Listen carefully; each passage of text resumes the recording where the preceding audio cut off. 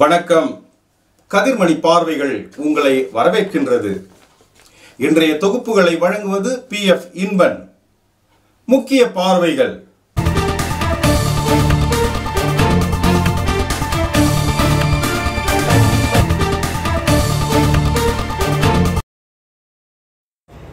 தேசப்பிதா மகாத்மா காந்தி அவர்களின் 155வது பிறந்த தினம் முன்னிட்டு தங்கவயல் சட்டமன்ற உறுப்பினர் திருமதி ரூபகலா சசிதர் தனது கட்சி தொண்டர்களுடன் ராபர்ட்சன்பேட்டை காந்தி சதுக்கத்தில் அமைந்துள்ள தேசப்பிதா மகாத்மா காந்தி அவர்களின் திருவுருவ சிலைக்கு மாலை அணிவித்து மரியாதை செலுத்தி இனிப்பு வழங்கினார்.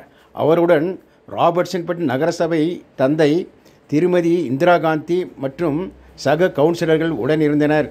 அதனைத் தொடர்ந்து அவர் நிருபர்களுக்கு பேட்டி அளிக்கும் போது, ಜನ ನಮಗೆ ಸ್ವಾತಂತ್ರ್ಯ ತೆಗೆದುಕೊಟ್ಟು ಆದಮೇಲೆ ಅವ್ರ ಪ್ರಾಣನ ಬಿಟ್ಟರು ಈ ದೇಶಕ್ಕೋಸ್ಕರ. ಅವ್ರು ಬಿಟ್ಬಿಟ್ಟು ಹೋದ್ರೆ ಅವರು 3 parts: peace, non violence, truth. ಇದು 3 ನಾವೆಲ್ಲ ಪ್ರಾಮಿಸ್ ಮಾಡಿದ್ದೀನಿ ಅಂತ ಎಲ್ಲರೂ ಈ ಪಾತನ್ನು ಮಾಡಬೇಕಂತ ತೆಗಿಬೇಕಂತ ನನ್ನೋಡ ಆಸೆ. ಮತ್ತು ಅವರು ಹೇಗೆ ಟ್ರೂತ್ ಫಾಲೋ ಮಾಡಿದ್ರು ಅಂತ, ಅವ್ರು ಚಿಕ್ಕ ವಯಸ್ಸಿಂದ ಹರಿಚಂದ್ರಾಸ್ ಡ್ರಾಮಾ ನೋಡಿಬಿಟ್ಟು ಅವರು ಲೈಫ್ ಪೂರ ಟ್ರೂತ್ಗೆ. ಸೊ ನಾವೆಲ್ಲ ನಾವು ಒಂದು ಪ್ರಾಮಿಸ್ ಮಾಡಿ ದಿನ truth, non violence and peace, we should follow those 3 rules. That is my small request from all the Indian people. Thank you. Madam, you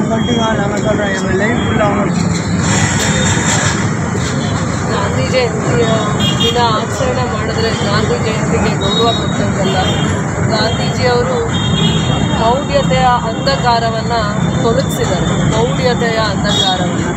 ಆಮೇಲೆ ಸೋಷಿಯಲ್ ಜಸ್ಟಿಸ್, ಸೋಷಿಯಲ್ ರಿಫಾರ್ಮ್ಸ್ಗೆ contributed is life and time. Social justice and social reforms. Before independence ನಮ್ಮದು education ಎಲ್ಲಿತ್ತು? ಶೈಕ್ಷಣಿಕವಾಗಿ ನಮ್ಮನ್ನು ನಾವು educate ಮಾಡ್ಕೊತಾ ಇದ್ವಾ ಅಂದಾಗ ಇಲ್ಲ. ನಮ್ಮಲ್ಲಿ ಇಂಡಿಯನ್ಸ್ ನಾವು ಎಜುಕೇಟೆಡ್ ಇರಲಿಲ್ಲ, ನಾವು ಎಜುಕೇಟೆಡ್ ಇರಲಿಲ್ಲ. ಎಜುಕೇಷನ್ ಎಲ್ಲಿತ್ತು ಅಂದರೆ 25 to 35% ಅಷ್ಟೇ ಇತ್ತು ಎಜುಕೇಷನ್. ಅದಾದಮೇಲೆ ಸಮಾನತೆ, ಶೈಕ್ಷಣಿಕದ ಬಗ್ಗೆ ಆಗಿದ್ದೀವಿ. ವಿದ್ಯಾವಂತರಾದಾಗ ಹಿಂದೆ ಮೌಢ್ಯತೆ ಇತ್ತು, ಹಿಂದೆ ಸೋಷಿಯಲ್ ಡಿಫ್ರೆನ್ಸಸ್ ಇತ್ತು, ಅಂದರೆ ಸೋಷಿಯಲ್ ಡಿಸ್ಕ್ರಿಮಿನೇಷನ್ ಇತ್ತು. ಆ ಸೋಷಿಯಲ್ ಡಿಸ್ಕ್ರಿಮಿನೇಷನ್ನ ಥ್ರೂ ಎಜುಕೇಷನ್ ರಿಫಾರ್ಮ್ಸಲ್ಲಿ ಅವರು ಬದಲಾವಣೆಯನ್ನು ತರಕ್ಕಾಯಿತು. ಹೇಗೆ ಸೋಷಿಯಲ್ ರಿಫಾರ್ಮ್ಸ್ ಎಜುಕೇಷನಿಂದ ರಿಫಾರ್ಮ್ಸ್ ಆಯಿತು ಅಂತಂದಾಗ, ನಾವು ಓದ್ಕೊಳ್ಳೋದಕ್ಕೆ ಗೌರ್ಮೆಂಟ್ ಸ್ಕೂಲ್ಗೆ ಹೋದಾಗ ನಾನು ಹಿಂದೂನ, ಕ್ರಿಶ್ಚಿಯನ್ನ, ಮುಸ್ಲಿಮ, ಜೈನ, ಅಪ್ಪರ್ ಕಾಸ್ಟ, ಲೋವರ್ ಕಾಸ್ಟ ಎಲ್ಲ ಬಿಟ್ಬಿಟ್ಟು ಒಂದು ಗುರು ಮುಂದೆ ನಿಂತ್ಕೋತೀನಿ, ಹೌದಲ್ವಾ? ಒಂದು ವಿದ್ಯೆಯನ್ನು ಕಲಿಬೇಕು ಅಂದಾಗ ನಾನು ಒಂದು ಗುರುವಾಗಿ ನೋಡ್ತೀನಿ. ಅಲ್ಲಿ ನಾನು ಸೋಷಿಯಲ್ ಜಸ್ಟಿಸನ್ನು ಕಲಿಯೋಕ್ಕಾಯ್ತು. ಒಂದು ಡಾಕ್ಟ್ರ್ ಹತ್ರ ಹೋಗ್ತೀವಿ, KGFಲ್ಲಿ ನಾಗಪ್ಪ ಡಾಕ್ಟ್ರು, ಹರೀಶ್ ಡಾಕ್ಟ್ರು, ಇವರೆಲ್ಲ ಫೇಮಸ್ ಇದ್ದಾರೆ, ಹೌದಲ್ವಾ? ಅದೇ ಥರ ಡಾಕ್ಟ್ರು ಕೈಗುಣ ಯಾರ್ದು ಚೆನ್ನಾಗಿದೆ ಅಂತಂದಾಗ ಅಲ್ಲಿ ನಾವು ಅವರ ವಿದ್ಯೆನೇ ನೋಡ್ತೀವಿ, ಅವ್ರು ಕಲ್ತಿರುವಂಥ ಕೈಗುಣ, ಮೆಡಿಸನಲ್ಲಿ ಅವರಿಗೆ ಏನು ನಾಲೆಡ್ಜ್ ಇದೆ ಅದನ್ನೇ ನೋಡ್ತೀವಿ, ಹೌದಲ್ವಾ? ಇಂಥವೆಲ್ಲ ರಿಫಾರ್ಮ್ಸ್ ಬರಬೇಕು ಅಂದರೆ ಒಂದು 50 ವರ್ಷ ಸ್ವತಂತ್ರ ಆದಮೇಲೆ 50-60 ವರ್ಷಗಳ ಬದಲಾವಣೆ, ಒಂದು ಯುಗ ಬೇಕಾಗುತ್ತೆ. ಅದಾದಮೇಲೆ ಹಂತವಾಗಿ ನಾವು ಮನುಷ್ಯರಾಗಿ ಕೆಲವೊಂದು ನಮ್ಮಲ್ಲಿ ಬದಲಾವಣೆ ಬರಬೇಕಾಗುತ್ತೆ. ನಾವು ಪ್ರಕೃತಿ ನಮ್ಗೆ ಇಷ್ಟೆಲ್ಲ ಕೊಟ್ಟಿದೆ. ನಾವು ಪ್ರಕೃತಿಗೆ ಏನು ಕೊಟ್ಟಿದ್ದೀವಿ? She is a second mother to us, ಹೌದಲ್ವಾ? ಫಸ್ಟ್ ಮದರ್ ನಮಗೆ ಜನ್ಮ ಕೊಡೋವಂಥವಳು, ಸೆಕೆಂಡ್ ಮದರ್ ನೆಕ್ಸ್ಟ್ ನನ್ನ ಲೈಫ್ ಎಂಡ್ ಡೇ ಆ ತಾಯಿನೇ ನಮ್ಮನ್ನು ಕೊಡೋದು, ನಮ್ಮನ್ನು ಭೂಮಿಗೆ ತಗೊಳ್ಳೋದು. ಪ್ರಕೃತಿಗೆ ನಾವು ಇವತ್ತಿಗೂ ಏನೂ ಕೊಟ್ಟಿಲ್ಲ. ಅದಕ್ಕಾಗಿ ನಾವು ಪ್ರಕೃತಿಯನ್ನು ಉಳಿಸಬೇಕು, ಪ್ರಕೃತಿಯನ್ನು ಕಾಪಾಡ್ಕೋಬೇಕು.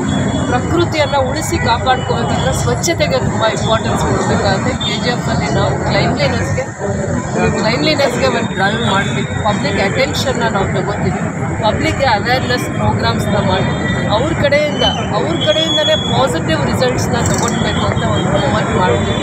ನೆಕ್ಸ್ಟ್ 30 days ಆರ್ 45 ಡೇಸಲ್ಲಿ KGFಲ್ಲಿ ಎಜುಕೇಟ್ ಮಾಡೋದ್ರ ಜೊತೆ, ಅವೇರ್ನೆಸ್ ಕೊಡೋದ್ರ ಜೊತೆ we give much importance for the cleanliness. ಪೌರ ಕಾರ್ಮಿಕರು ದಿನ ಕೆಲಸ ಮಾಡ್ತಾ ಇದ್ದಾರೆ, ಬಟ್ ಅದು ಅವ್ರ ಪಾರ್ಟ್ ಆಫ್ ದ ಲೈಫ್ ಅಂದ್ಕೊಂಡ್ಬಿಟ್ಟಿದ್ದೀವಿ, ಅದು ತಪ್ಪು. we have some social responsibilities. Social responsibilities, every individual is having social responsibilities. Every individual social responsibility ತಗೊಂಡಾಗ ನಮ್ಮ KGF ಸಿಟಿನೂ ಕ್ಲೈನ್ಲಿನೆಸ್ ಇದೆ ಅಂತಂದಾಗ ನಂಬರ್ 1 ಆಗುತ್ತೆ, ಹೌದಲ್ವಾ?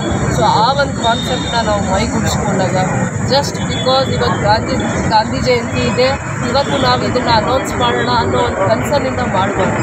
ನಾವು ಮನಸ್ಸಿಂದಲೂ ಕೂಡ ನಮ್ಮ KGFಗೆ ನಾವು ಭಾಳ ಚೆನ್ನಾಗಿ ಇಟ್ಕೋಬೇಕು. KGFಯಿಂದ ನೆಕ್ಸ್ಟ್ ಬೇರೆಯವರಿಗೆ ಮೆಸೇಜ್ ಹೋಗಬೇಕು ಅನ್ನೋವಂಥ ಕನಸನ್ನಿಂದ ನಾವು ಮಾಡಬೇಕಾಗತ್ತೆ. ಅದಾದಮೇಲೆ ಯಾವತ್ತೂ ಕೂಡ ಗಾಂಧೀಜಿಯವರು ಪಾಲಿಟಿಕ್ಸ್ಗೆ ಇಂಪಾರ್ಟೆನ್ಸ್ ಕೊಡಲಿಲ್ಲ. ಬ್ರಿಟಿಷರ್ಸ್ ಪಾಲಿಟಿಕ್ಸ್ ಮಾಡಿದ್ರು ಕೂಡ ಇಂಪಾರ್ಟೆನ್ಸ್ ಕೊಡಲಿಲ್ಲ.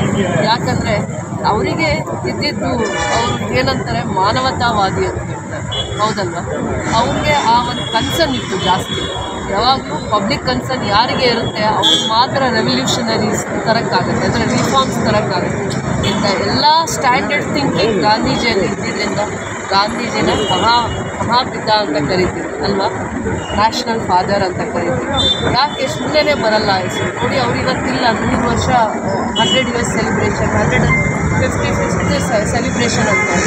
ಅವರು ಕಳೆದು ಇಷ್ಟು ವರ್ಷಗಳಾದರೂ ಕೂಡ ನಮ್ಮ ಮಧ್ಯೆ ಜೀವಂತವಾಗಿದ್ದಾರೆ ಅಂದರೆ ಅವರು ನಡೆದಿರುವಂಥ ದಾರಿ, ಅವರು ತಗೊಂಡಿರುವಂಥ ಇನಿಷಿಯೇಟಿವ್ಸ್ ಇಂಥದೇ ಅಲ್ಲ. ಅವರ ಎಷ್ಟು ಸ್ಫೂರ್ತಿ ಆಗ್ತಾರೆ ಅಂದರೆ ಪ್ರತಿದಿನ ನಮ್ಮ ಎಜುಕೇಷನು ನಾಲೆಡ್ಜು ನಮ್ಮನ್ನು ಇಂಪ್ರೆಸ್ ಮಾಡಿ ಕೆಲವೊಂದು ಸ್ಟ್ಯಾಂಡರ್ಡಲ್ಲಿರುವಂಥ ಥಿಂಕಿಂಗ್ ಬರಬೇಕು. ಬಂದಾಗ ಮಾತ್ರ ನಾವು ಬದಲಾವಣೆಯನ್ನು ತರೋಕ್ಕಾಗುತ್ತೆ. ಬದಲಾವಣೆ positive thinking, positive reforms and social justice ಬಗ್ಗೆ ಕನ್ಸರ್ನ್ ತೋರಿಸ್ಬೇಕು. ಯುವ ಜನ್ರೇಷನ್ಸ್ಗೆ ಅವರ ಮಾರಲ್ಸ್, ಅವರ ಐಡಿಯಾಲಜೀಸ್ ಬಗ್ಗೆ ಎಜುಕೇಟ್ ಮಾಡಬೇಕು ಅಂತ ನನ್ನ ಕನಸಲ್ಲಿ. ಈಗ ಸ್ವಚ್ಛ ಭಾರತ್ ಅಂತ ಹೇಳಿ